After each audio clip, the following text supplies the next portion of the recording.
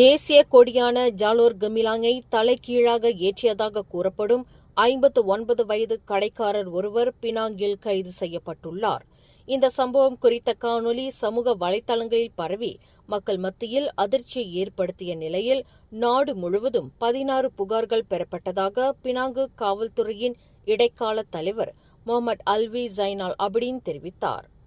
சின்னங்கள், பெயர்களின் முறையற்ற பயன்பாட்டை தடுக்கும் சட்டம் 1963, சிறு குற்றங்கள் சட்டம் 1955, தொடர்பு பல்லூடக சட்டம் 1988 ஆகிய சட்டங்களின் கீழ் இந்த வழக்கு விசாரிக்கப்படுகிறது.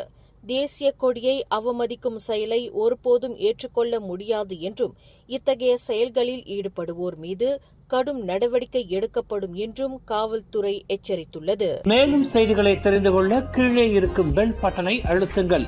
உங்கள் மகிழ்ச்சியை வெளிப்படுத்த லைக் மற்றும் ஷேர் செய்யுங்கள். தொடர்ந்து திசைகளோடு இணைந்திருக்க சப்ஸ்கிரைப் செய்யுங்கள்.